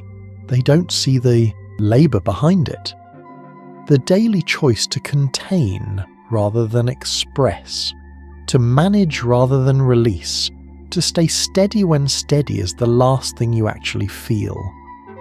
Over years, this accumulation of unexpressed emotion, of carried stress, of invisible labor, it creates a particular kind of tiredness, not the kind that rest fixes, but a soul tiredness, a sense that you've been holding your breath for so long you can't remember what it feels like to exhale, that you've been performing for so long you can't remember who you are when no one's watching, that you've been strong for so long that soft has become a foreign concept, a threat, something you've lost access to entirely.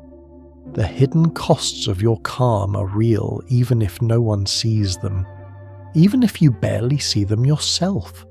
They show up in your loneliness, in your body's pain, in your disconnection from your own feelings, in your fear of losing control, in your exhaustion that seems to have no clear cause, in relationships where you're always giving and rarely receiving, in the distance you maintain even from people you love, in the part of you that wonders if anyone would want you if you weren't useful, if you weren't steady, if you weren't calm. These costs don't make your calm wrong. Don't make the choices you've made mistakes. You did what you had to do, became who you needed to become, and many of those adaptations served you well. kept you safe, helped you build a life. But recognizing the costs is important. Not to shame yourself for having paid them, but to see clearly what you've been carrying. To understand that your composure, however valuable it is to others, comes from somewhere, requires something, and maybe eventually to consider whether continuing to pay these costs is necessary, or if there might be another way, a way to be calm when you choose it, but not required to be calm always, a way to maintain the genuine capacity you've developed while releasing the protective patterns that are now costing more than they're giving, a way to keep what serves you and gently let go of what doesn't. To honour what your calm has done for you while acknowledging what it's taken from you. Both can be true. Both deserve recognition. Your strength and your weariness. Your capability and your longing. Your composure and your hidden cost. The cost of staying calm are real, but there's something even more complex beneath them. Something that happens when calm stops being just a capacity or even a survival strategy and becomes something else entirely. When it hardens from a skill into armor. When it shifts from being something you do to being something you hide behind. When your composure is no longer about staying present through difficulty, but about avoiding presence altogether. This is the subtle line, the one that's hard to see even in yourself. The difference between genuine calm and defended calm, between peace and protection, between regulation and removal. You might recognize moments when your calm doesn't quite feel like calm, when it feels more like absence, like you're not really in your body, not fully present to what's happening. You're going through the motions, saying the right things, appearing engaged, but some essential part of you has left. You've evacuated yourself while leaving the shell of your composure behind. This is dissociation, your mind's way of protecting you by creating distance between your awareness and your experience. It happens when presence feels too threatening, when staying fully conscious of what you're experiencing would overwhelm your capacity to cope. So your mind does something remarkable and disturbing at the same time. It removes you without moving you. Dissociation exists on a spectrum. At the mild end, it's what everyone experiences sometimes. Driving home and not remembering the route. Getting absorbed in thought and losing track of time. Feeling a little spacey during stress. But at the more significant end, it's a habitual response to any intensity, a chronic state of being slightly removed from your own life, of watching yourself from the outside, of feeling like things are happening to someone else, someone you're observing but not quite inhabiting. And this kind of dissociation can masquerade as calm, because when you're not fully present, you don't react strongly. You can't. You're not there enough to have a full response.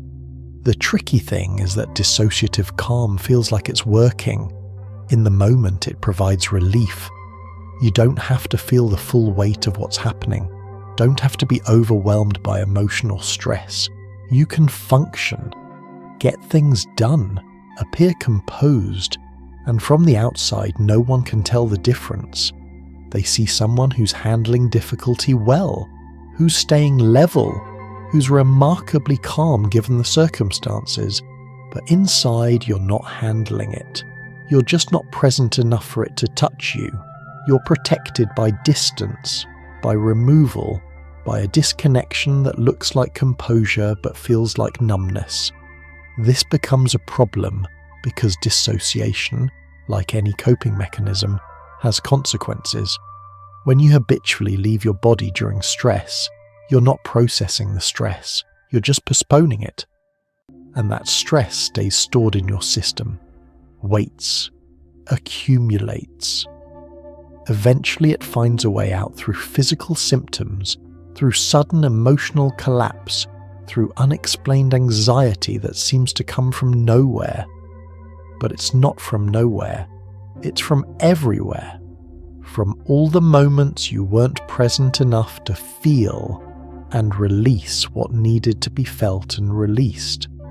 There's also a question of what else you're missing, because you can't selectively dissociate. You can't remove yourself from only the painful parts of life while staying present for the good ones. When you numb yourself to difficulty, you also numb yourself to joy, to connection, to pleasure, to meaning. Life becomes muted, flattened. You're functioning but not fully living. Going through days that blur together because you're not quite present in any of them. And this creates its own quiet suffering. The suffering of someone who's alive but not awake, who survived but lost something essential in the process. The ability to feel life fully, to be touched by it, to let it matter. Sometimes calm becomes a way to avoid intimacy, to keep people at a safe distance while appearing close. You can be in relationships, even long-term committed ones, while remaining fundamentally protected, shielded by your composure. You share some of yourself, but never all. You let people in, but only so far. There's always a boundary, usually invisible, that marks where you stop revealing yourself. And that boundary is maintained by your calm, by your refusal to show vulnerability, to need openly, to be messy or uncertain or out of control in front of another person. This might feel like strength, like healthy boundaries, like not being too needy or too much. And sometimes it is healthy, but other times it's avoidance disguised as independence. It's using your composure as a wall that keeps others from getting close enough to hurt you, from seeing you clearly enough to reject you, from knowing you deeply enough to leave. You've convinced yourself that staying calm means staying safe, that if you never lose control, you'll never lose the relationship. But what you don't realize is that you might be losing the relationship anyway, just slowly, through distance rather than departure, through emotional absence rather than physical leaving. The belief underneath this pattern is often simple and devastating, that if people saw the real you, the uncalm you, the vulnerable, struggling, messy you, they'd leave. Or worse, they'd stay but be disappointed. They'd realize you're not as together as they thought, not as strong, not as capable, and they'd lose respect for you, stop depending on you, stop valuing you, because your worth feels tied to your composure. Your lovability feels conditional on your capability, so you keep the mask on, keep performing calm even in relationships that should be safe enough not to require performance. Even with people who say they want to know you fully, you don't quite believe they mean it, don't quite trust that they could handle your full humanity without withdrawing their affection. This is experiential avoidance, the attempt to avoid uncomfortable internal experiences even at significant cost to your life. You avoid feeling by staying numb. You avoid vulnerability by staying controlled. You avoid authentic intimacy by staying composed.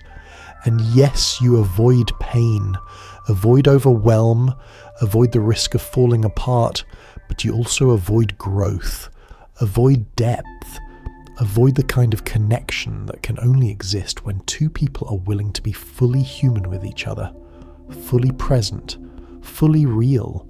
The armor that protects you also imprisons you, keeps you safe but small, guarded but lonely. Control often feels like the solution to anxiety. If you can just control your environment, your reactions, other people's perceptions, you'll feel safe. So you become hypervigilant, always monitoring, always managing, always trying to predict and prevent problems before they arise, your calm becomes an extension of this control. If you can control your emotional expression perfectly, if you never slip, never show what you're not supposed to show, you believe you'll be okay.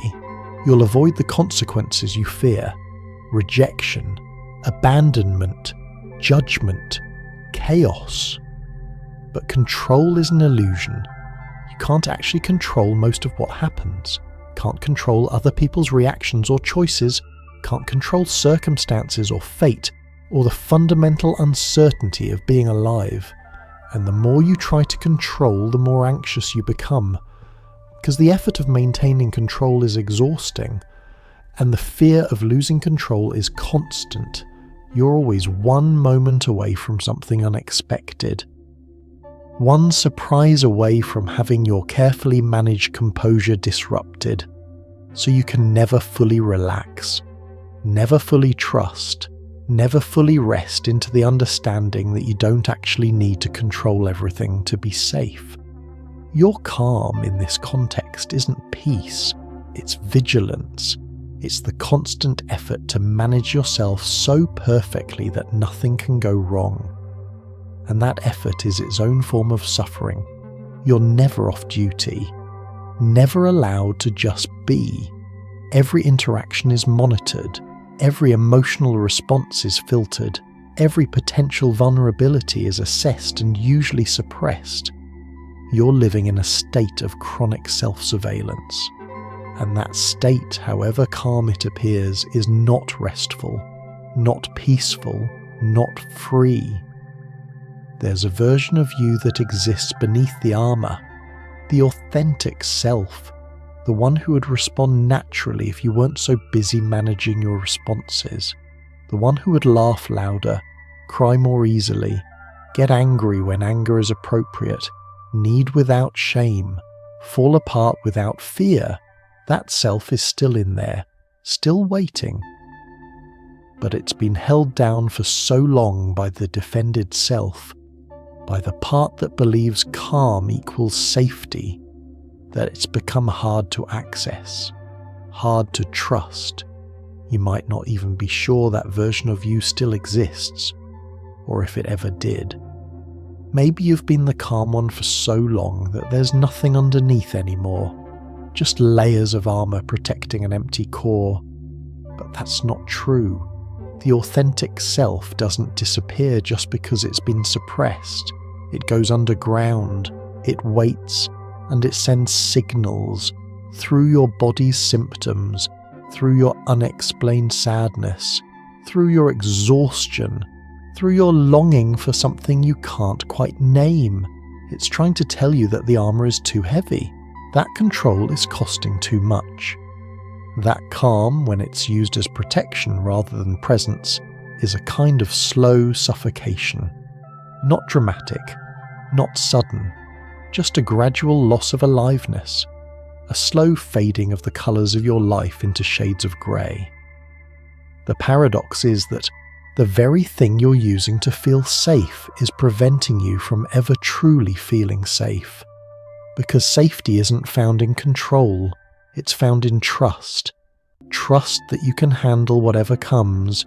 Trust that you can fall apart and put yourself back together. Trust that people can see your full humanity and stay. Trust that vulnerability doesn't equal destruction.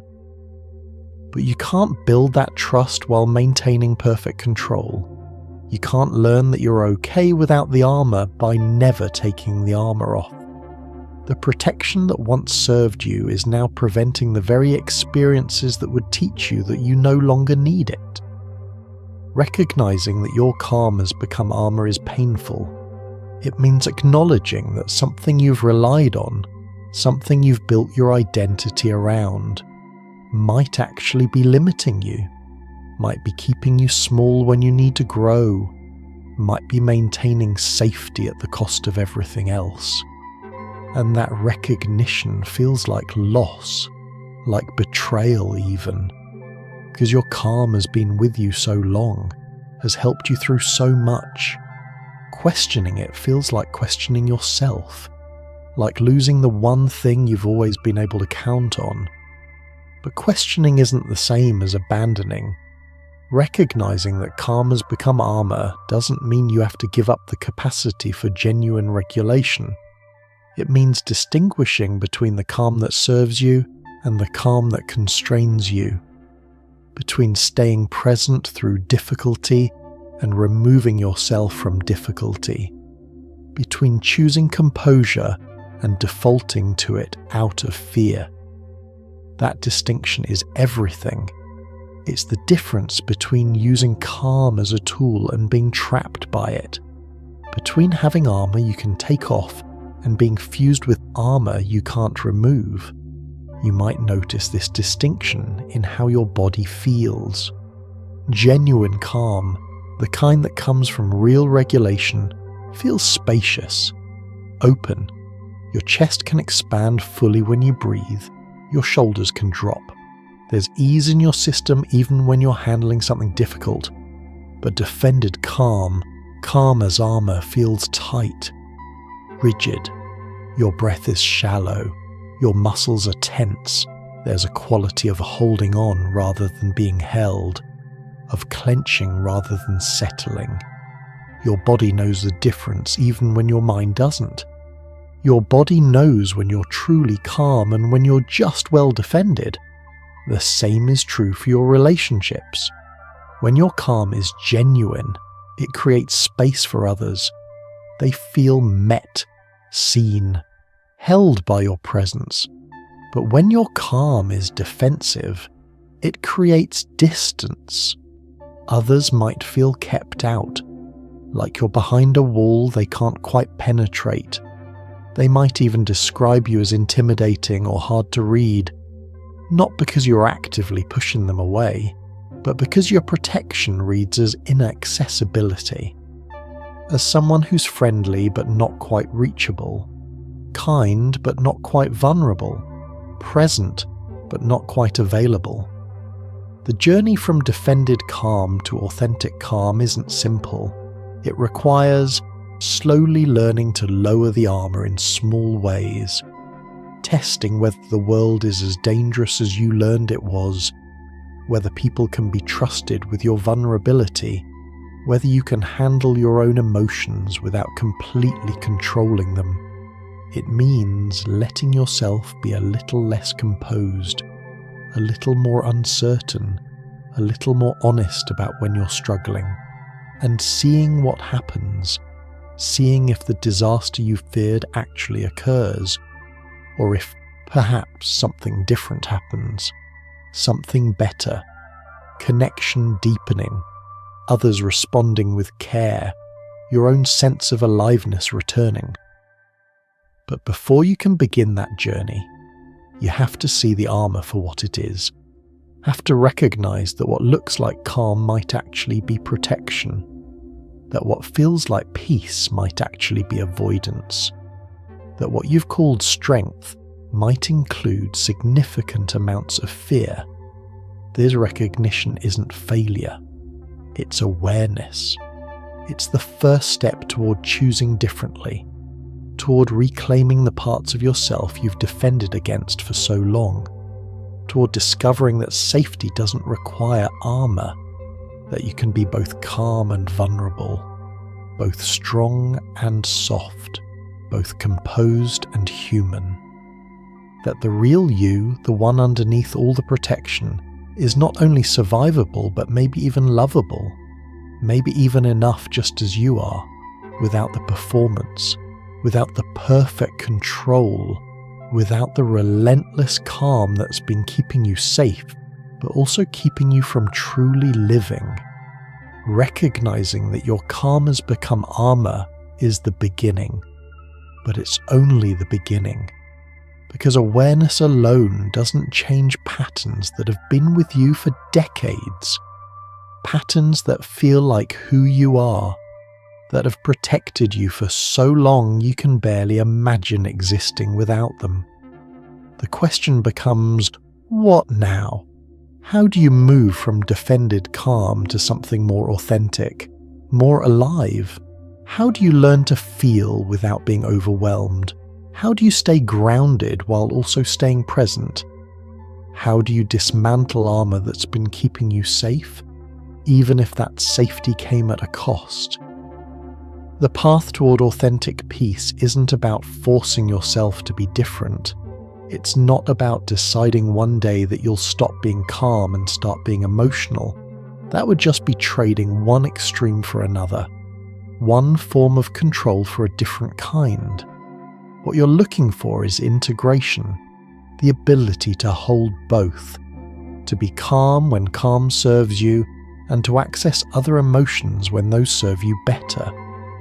To have the full range of human responses available, rather than being limited to the narrow band of composure you've relied on for so long. Integration means bringing together the parts of yourself that have been split, the part that stays composed and the part that feels deeply, the part that appears strong and the part that needs, the part that helps others and the part that requires help. These aren't actually separate selves, they're facets of one whole person. But when you've had to emphasize some parts and suppress others for survival, they start to feel disconnected, start to function as if they're in competition. Your calm self doesn't trust your vulnerable self. Your capable self doesn't make room for your struggling self. Integration is about letting all of these parts exist together, about recognizing that you're big enough to contain seeming contradictions, that being calm sometimes and falling apart other times doesn't make you inconsistent, it makes you human. One of the first steps in this journey is reconnecting with your body, because your body has been carrying what your mind couldn't acknowledge, holding tension you wouldn't release, storing emotions you wouldn't express. And it has wisdom you've been ignoring. Your body knows when you're genuinely calm and when you're just offended, knows when you're present and when you've dissociated, knows what you're actually feeling even when you can't name it. Learning to listen to your body, to track its sensations, to notice what it's trying to tell you, this is foundational to healing. This practice is called somatic awareness. It's the skill of paying attention to internal physical sensations without immediately trying to change them or make them go away. You might notice tightness in your chest, and instead of pushing through it or explaining it away, you just notice it, feel it, stay with it, ask it what it needs. This feels strange at first if you're used to overriding your body's signals, used to telling yourself you're fine when your body is saying otherwise. But over time, this practice creates a bridge, a way back to yourself, a way to access emotions through physical sensation when the emotions themselves feel too threatening to approach directly. You might start small, checking in with your body a few times a day, asking simple questions. Where am I holding tension right now? What does my breath feel like? Is my jaw clenched? Are my shoulders raised? Not to fix these things necessarily, but just to notice them, to acknowledge that your body is communicating, and slowly you might start to recognize patterns, that your stomach tightens when you're anxious, even if you're not consciously aware of feeling anxious, that your throat constricts when you're holding back tears, that your chest feels heavy when you're sad. These physical sensations become doorways, ways to understand what you're experiencing emotionally even when you've lost direct access to the emotions themselves. Another essential piece is expanding your window of tolerance. This is the zone where you can be emotionally activated without becoming dysregulated, where you can feel things intensely without flooding or shutting down.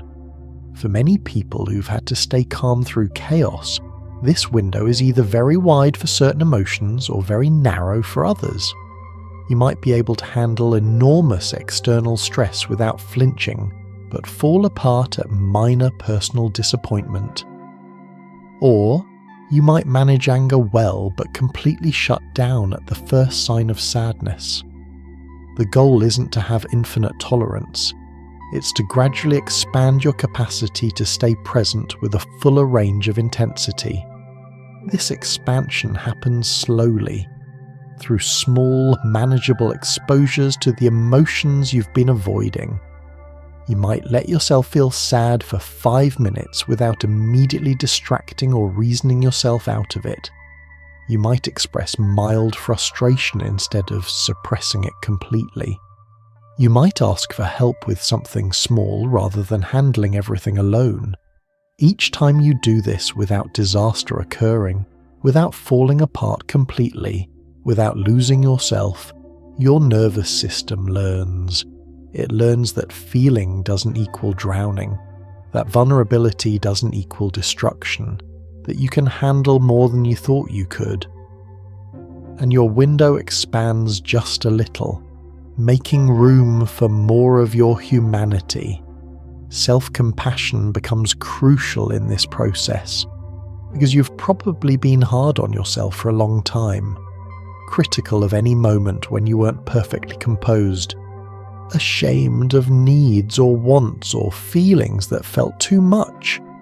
Your internal voice might sound harsh, demanding, intolerant of imperfection, but healing requires a different voice, one that's gentle, patient, understanding, the voice you'd use with a frightened child. Because there is a frightened child inside you, the one who learned that calm was survival, who believed that showing emotion meant losing love. That child needs compassion, not criticism, needs someone to say, "You did what you had to do, you kept us safe, and now we're learning a different way." Not because you were wrong then, but because we have options now we didn't have before. This compassionate voice takes practice if you're not used to it. You might feel ridiculous at first, talking to yourself with kindness. It might feel false or indulgent, but it's neither. It's necessary. It's what begins to change the internal climate from hostile to hospitable, from a place where vulnerability is dangerous to a place where it's welcome.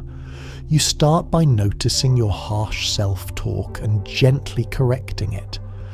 When you catch yourself thinking, "I should be over this by now," or "I'm being weak," you pause. You offer something different. "I'm learning. This is hard and I'm doing my best. It's okay to struggle." Small shifts, repeated over time, creating a new foundation. Vulnerability, you'll discover, isn't what you thought it was. It's not weakness. It's not loss of control. It's actually a form of strength. The strength to be honest about your internal experience even when that experience doesn't fit the image others have of you. The strength to need without shame, to ask without apologizing, to show uncertainty without believing it diminishes your worth. Authentic vulnerability means letting people see you as you actually are. Not the performed version, not the managed version, not the version you think they need you to be. Just you, in whatever state you're in, messy or uncertain or struggling or joyful or confused. All of it real, all of it honest. This kind of vulnerability requires safe relationships. You can't practice it with people who've proven they can't handle it, who judge or minimize or make your emotions about them. You need at least one person, maybe a therapist or a trusted friend or a partner who's done their own work, who can hold space for your full humanity, who doesn't need you to be calm for their comfort, who can sit with your distress without trying to fix it or make it go away, who can witness your struggle without making you feel like a burden. These relationships become laboratories, places where you can experiment with being less defended, where you can test whether it's safe to show more of yourself. And when you find that it is safe, that you can be vulnerable, and the relationship deepens rather than breaks, something shifts. You start to believe slowly that maybe you don't have to be the calm one all the time to be loved. Co-regulation matters here. Just as you learn to regulate by being with regulated caregivers as a child, or learn to stay calm through chaos because you had to, you can learn new patterns through being with people who can stay present with your emotions without needing to control them. Someone who can sit with you while you cry without making it about them. Who can hold steady while you're shaking without trying to make you stop shaking. Who can tolerate your anger without becoming afraid or angry themselves. Their nervous system communicates to yours, "This is safe. You can feel this. I'm here." This is what secure attachment offers even when it comes later in life. The experience of being seen in your distress and not abandoned.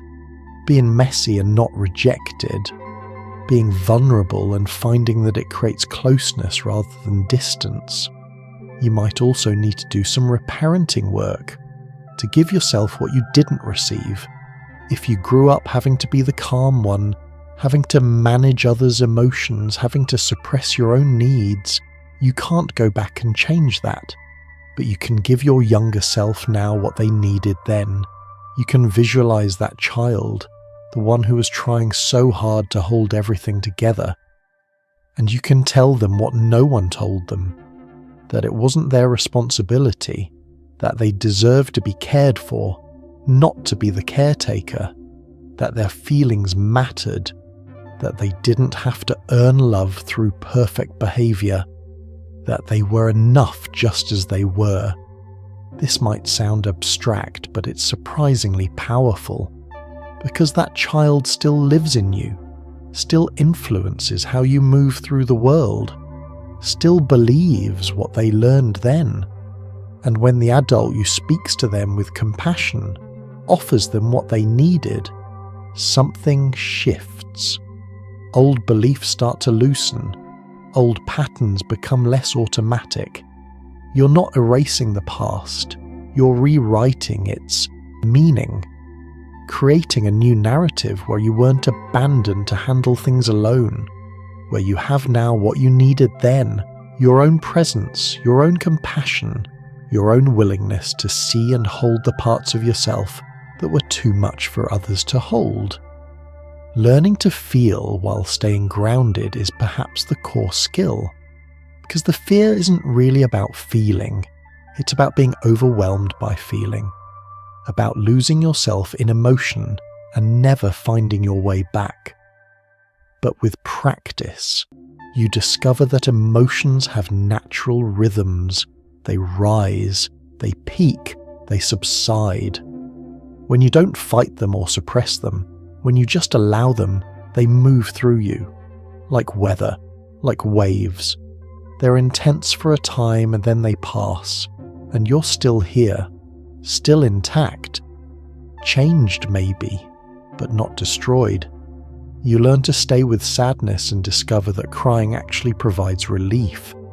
That letting grief move through you doesn't break you. It releases something that was breaking you by staying trapped. You learn to express anger in healthy ways and find that it has boundaries, that you can feel it fully without losing control, without becoming what you feared. You learn that anxiety, when you stop fighting it, often carries information, that underneath the anxious thoughts is often a legitimate need or fear that deserves attention. All of these emotions that seemed so dangerous when you were keeping them contained turn out to be manageable, survivable, even valuable when you learn to be with them rather than constantly defending against them. The difference between reactive calm and responsive presence becomes clearer. Reactive calm is automatic. It's your nervous system's default when threat appears. It happens without conscious choice. But responsive presence is different. It's chosen. You feel the activation. You notice the urge to shut down or control or defend, and you make a different choice. You stay present. You stay with what's happening. You allow yourself to feel while also maintaining your ground.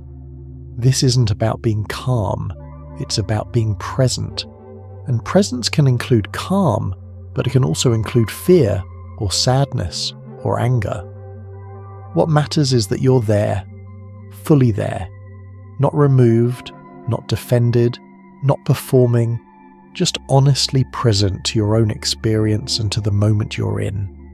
This is what authentic peace feels like, not the absence of emotion, not control that looks like composure, but genuine groundedness that can hold whatever arises, the capacity to be disturbed and return to center, to feel deeply and not be destroyed by feeling, to be vulnerable and discover it makes you more real, not less safe.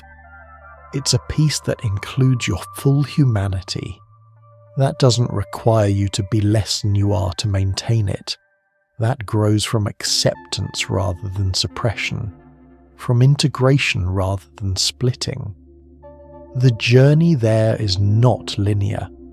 You'll have moments of genuine presence and moments of falling back into old patterns, moments of healthy vulnerability and moments of defended calm. That's not failure. That's learning.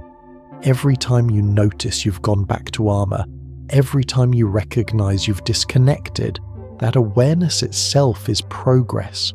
You're seeing patterns you couldn't see before, and in seeing them, you're creating the possibility of choosing differently, not perfectly, not all at once, but gradually, one moment at a time, one small risk at a time, one slightly more authentic response at a time.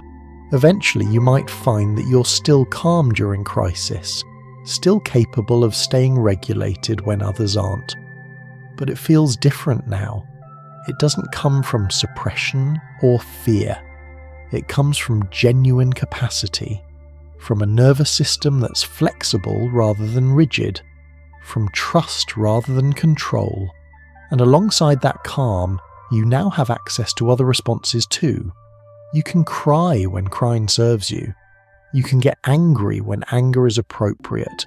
You can be vulnerable when connection matters more than protection. You're no longer limited to one way of being. You've reclaimed the full range of your humanity. And in that fullness, in that integration, you discover something you didn't quite believe was possible. That you can be both calm and emotional, both strong and soft, both capable and needing, not alternating between extremes but holding all of it together, all of it real, all of it you, and all of it finally authentically peaceful.